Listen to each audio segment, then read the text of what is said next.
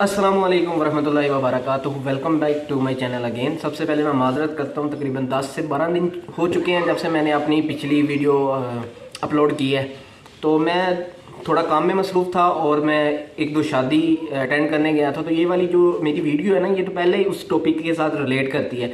तो मैं इसको रिलेट करता गया कि चले यार कोई ना सोचने के लिए टाइम मिलेगा। तो सबसे पहले बताता हूँ आप लोगों को जो जिस तरह पाकिस्तान के अंदर कल्चर है ना, पंजाबी, सराइकी, सिंधी, बलोची, पख्तून, तो जिस तरह एक लैंग्वेज के साथ उनका एक अपना कल्चर होता है जो खुशी और गमी के रिवाज के तौर के ऊपर यूज़ होता है। तो इसी तरह इनके अंदर भी बहुत सारी कल्चर हैं, जैसे सुंडानीज हैं, पीपल, जावा के लोग हैं, जंबी, मैदान, जो सा भी इनका आइलैंड लगता है, उनके अपने कल्चर है, उनके अपने ड्रेसेस हैं। तो वो उसको अपनी जो शादियों के फंक्शन होते हैं ना, उसके अंदर उनको प्रैक्टिस करते हैं। ठीक है। तो जो मेरी वाइफ है ना, मेरी वाइफ का जो तल्लक है वो सुंडानी से है, जिसे सुंडा कहते हैं। ठीक है। तो इनकी शादी का कल्चर भी उसी तरह का है। तो मैंने अभी तक कोई 4-5 शादियाँ अटेंड कर ली हैं इन 5-6 महीनों के अंदर। तो उसके अंदर 2-3 फैमिली की शादियाँ थी और 2-3 इसके फ्रेंड्स की शादियाँ थी। तो मैं दोनों में बताऊँगा कि मैंने कौन सा डिफरेंस देखा। सबसे पहले इसमें ये होता है कि जो शादियाँ होती हैं ना, इनकी फैमिली के अंदर जो करीबी तरीन फैमिली होती है, उसके अंदर ये सीन होता है कि जो ड्रेसिंग होती है ना, वो एक चूज़ करके डालनी है। यानी कि लड़के की तरफ से जो लड़के के रिश्तेदार कज़न होते हैं ना, उनकी ड्रेसिंग एक तरह की होती है, जो लड़की की साइड से होती है उनकी ड्रेसिंग एक तरह से होती है। तो वहाँ पे वो आपको फैमिली के तौर के ऊपर पहनने पड़ते हैं कपड़े। इनके कपड़े वो पाकिस्तान में चली थी ना, बूटी वाली शर्टें। ठीक है। मैं देखूँगा अगर मेरी तस्वीर हुई कोई शादी की तो मैं यहाँ पर लगा दूँगा। ठीक है।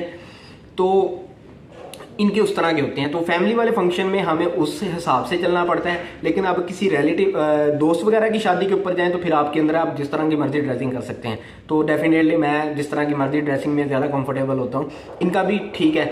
एक मरतबा तो जो पहली मैं शादी पे गया तो इन्होंने जो मुझे ड्रेसिंग दी ना, यकीन मानो कि मेरे पसीने छूटने शुरू हो गए 2-3 घंटे के बाद, क्योंकि वो बड़ी गर्म थी। और यहाँ पे हमें ज़्यादा गर्मी महसूस होती है। ये बात है ना, इतने बालों के साथ गर्मी ना महसूस हो तो और क्या हो। लेकिन अब की बार मैंने अपनी वाइफ को कहा, मैंने कहा अगर कुछ भी चूज़ करना है तो डेफिनेटली ये ध्यान में रखना कि यार वो हवादार हो। तो फिर उसने मुझे कहा चले ठीक है, मैं एक आपका सेपरेट भी ड्रेस ले जाऊंगी कि अगर आपको वहाँ पे ज़्यादा गर्मी महसूस हो तो आप चेंज कर लेना, अनकंफर्टेबल ना फील करना।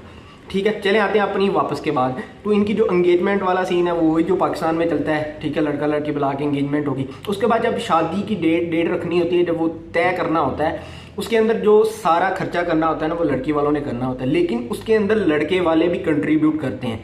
लेकिन ये चीज़ तयशुदा नहीं है कि लड़के वालों ने कितना कंट्रीब्यूट करना है, लेकिन वो उस चीज़ के अंदर लाजमी कंट्रीब्यूट करते हैं। ठीक है। उसके बाद दहेज का यहाँ पे सीन नहीं है, या फर्नीचर वगैरह, या जिस तरह पाकिस्तान के अंदर ज़िंदगी की हर चीज़ खरीदते हैं और इवन के साल तक के कपड़े भी बंदे के पास जमा हो जाते हैं। तो इनके कल्चर में वो वाला सीन नहीं है। यहाँ पे लड़के वालों को जस्ट वो 100 रन खरीदना होता है। 100 रन के अंदर आता है मेकअप पहनने के लिए 2 जोड़े, 2 जूतियाँ, यानी कि वो वाली चीज़ें जो जस्ट दिखाने के लिए हर चीज़ का एक एक पेयर लगा लें। कुरान पाक हो गया, जाय नमाज हो गया, टॉवल्स हो गए, वेयरेबल वाली चीज़ें वो लड़के की तरफ से खरीदनी होती हैं। ठीक हो गया। तो वो इतना कुछ ज़्यादा एक्सपेंसिव वाला काम नहीं है। 20 हज़ार के अंदर वो वाली चीज़ तयशुदा हो जाती है। उसके बाद जो इनकी ज़्यादातर चीज़ आती है वो आती है रिंग। ये जो रिंग होती है ना, इसके अंदर भी बड़ा आती है, महंगी से महंगी, महंगी से महंगी। तो जो मेरी शादी थी, मैंने इसको कहा था कि यार रिंग ना एक्सपेंसिव खरीदो। ठीक है। वो जस्ट आम सी खरीद लो। इससे बेटर है कि मैं जो पैसे रिंग के अंदर तुम्हें देने हैं वो मैं जो हक मैं दूंगा उसको इनक्रीज़ कर देता हूँ, क्योंकि वो रिंग ना किसी काम आनी है। ठीक है। उससे बेहतर है कि वो गोल्ड खरीद लिया जाए। ठीक है। मैंने गोल्ड दिया था हक महर के अंदर। अब मैं आपको यहाँ पे बता दूं कि जो इनका हक महर का सीन है वो यहाँ पे डिमांड हो जाती है। ठीक है। क्योंकि ये लोग हक महर को बड़ा इंपॉर्टेंट समझते हैं और लड़की यही समझती है उसका हक है, और वो जितना चाहे उतना मांग लेती है। पाकिस्तान वाला सीन नहीं है कि एक अमाउंट तय है, अगर लड़की करे तो हम लोग उसको अच्छा नहीं समझते। बहरहाल जो भी आप कहें कि ये एक लड़की का हक है और इस्लाम ने इसको दिया है, तो इसमें मैं ममानियत नहीं करता। इसलिए मेरे पाकिस्तान भाई जितने भी पाकिस्तान से आने वाले हैं, आपने सबसे पहले तो इनसे बात कर लें कि जो शादी वाला खर्चा है, किस तरह की शादी प्लान करनी है और आप इनकी कितनी हेल्प कर सकते हैं। अगर आप मेरी बात करें तो मैंने इनको कहा था कि फंक्शन वगैरह मेरी मैं आपकी मदद कर सकता। 100 रन रिंग और जो मेरी हक महर है, जो मेरी चीज़ों में हिस्से आती हैं, मैं उसमें अच्छी तरह कर दूंगा, क्योंकि उसके बाद मेरे अपने भी खर्चे हैं, डॉक्यूमेंटेशन। ठीक है। तो बहुत सारे मेरे पाकिस्तानी भाई ये वाली चीज़ें डिसाइड करके नहीं आते और यहाँ पे आके शिकार हो जाते हैं पैसों का। ठीक है। मैं पैसों का कहूँगा क्योंकि पैसा ही ज़ाया होना होता है। एक पाकिस्तानी भाई की स्टोरी आई, उसने 1.5-2 लाख रुपया दिया लड़की वालों को, उन्होंने पता नहीं क्या क्या खरीद लिया, उसको भी नहीं समझ आया। उसके बाद वो कहें कि आप वेडिंग के अंदर भी हमारी मदद करें, तो फिर ये एक मिसहैप हो जाता है।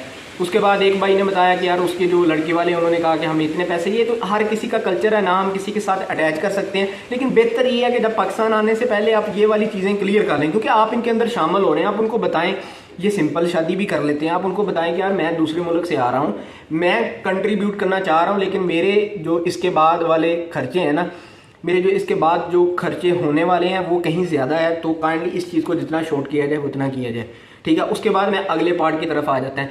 जो इनकी अपनी फैमिली की शादी होती है वो तकरीबन सुबह सवेरे ये निकाह करते हैं 8 बजे के करीब। अगर किसी मस्जिद करीब हो तो ये मस्जिद के अंदर भी कर लेते हैं, खाने वाली जगह अलग होती है, वरना जितनी मैंने अभी शादी अटेंड की है मस्जिद तो करीब नहीं थी, तो वहीं पे इनकी निकाह सेरेमनी हुई।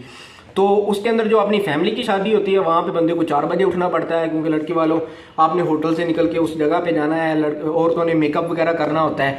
अगर आप फैमिली की तरफ से शामिल हो रहे हैं तो आपने वो ड्रेसिंग वाली ज़ेबतन करनी होती है, ठीक है। इनका फंक्शन तकरीबन 2 बजे तक चलता है, ठीक है। अगर आप किसी दोस्त वगैरह की शादी पे खाने के लिए जा रहे हैं तो फिर ज़रूरी नहीं कि आपने सुबह 8 बजे निकाह में शामिल होना है, आप 2 बजे से पहले किसी भी टाइम जा सकते हैं, ठीक है। आप उनको मिलके जो उनको गिफ्ट वगैरह देना है, जो आपने उनको प्रेजेंट करना है, उसके बाद आप खाना खा के आप वहाँ से जा सकते हैं। तो यकीन मानो मुझे जो दूसरी शादी है ना दोस्त वगैरह, उसको ज़्यादा मज़ा आता है कि जाओ मिलो आ जाओ, लेकिन फैमिली वाले का भी सीन है। उसके बाद अगली चीज़ में आ जाते हैं कि इनके कुर्सियाँ लगाने का सीन नहीं है, ठीक है। इनकी ये चीज़ होती है कि फॉर एग्जाम्पल ये स्टेज लगा हुआ, स्टेज के सामने दोनों साइडों पे कुर्सी होती हैं, 5 होती हैं, 10 होती हैं, इतनी ज़्यादा नहीं होती। एक साइड पे लड़कियों की फैमिली ने बैठ जाना, एक साइड पे लड़के वालों की फैमिली में बैठ जाना, ठीक है। वो भी पूरी नहीं बैठ सकती होती, कुछ लोग बैठ जाते हैं, कुछ लोग खड़े रहते हैं। उसके बाद जो चेयर लगी होती हैं वो जहाँ पे खाना होता है वहाँ पे कॉर्नर के ऊपर लगी होती हैं, वो भी कोई इतनी मखसूस तादाद में नहीं लगी होती कि यार आपने जितने बंदों को इनवाइट किया है उतनी आपने चेयर लगानी होती है, इतनी उसकी तादाद नहीं होती, क्योंकि लोग भी 11 बजे से लेके अब 2 बजे के दरमियान आते हैं, खा के चले जाते हैं, यानी कोई स्टे ज़्यादा लंबा नहीं करते, ठीक है। अब ये वाली चीज़ के साथ मैं अपनी भी बता दूं, मैं 2 फैमिली की शादी में हूँ, तो जो अगली वाली कुर्सियाँ होती हैं उसके अंदर मुझे जगह ही नहीं मिली।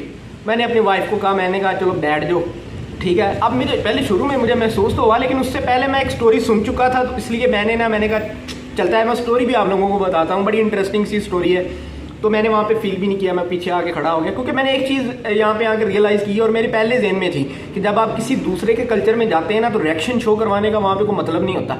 अगर आपको कोई चीज़ अच्छी लगी है तो उसको अडोप्ट कर लो, अगर आपको कुछ चीज़ बुरी लगी है तो उसको बस पी जाओ ना, पहले उनका कल्चर समझो कि यार जो चीज़ आपको बुरी लग रही है क्या वो लोग वो अपनी उस चीज़ को बुरा समझ रहे हैं। तो अब मैं आपको स्टोरी बताता हूँ, स्टोरी बड़ी इंटरेस्टिंग है और ये इंशाल्लाह ताला आप लोगों को भी हेल्प करेगी सीखने के मामले में। मुझे एक पाकिस्तानी भाई ने बताया, उसने कहा यार मैं जब यहाँ पे आया तो मेरा एक पाकिस्तानी दोस्त बना था, वो बड़े भाई के तौर के ऊपर था, तो मैंने उसको अपनी शादी के अंदर इन्वाइट किया, ठीक है। और मैंने जो मेरे ससुराल वाले थे, जिसको भी ज़बान तो इतनी आती नहीं, जो भी थी, मैंने उनको कहा कि यार इसका थोड़ा ध्यान रख लेना, ठीक है। कहता जी वो मेरे साथ आया, मैं उसकी गाड़ी से उतर के नीचे आया। जब मेरा निकाह हुआ बाद में मैंने अपने दोस्त को ढूंढा, मैंने दोस्त को कॉल की तो दोस्त ने आगे से कहा कि मैं भाई तेरी शादी नहीं अटेंड की, मैं वहाँ से निकल गया।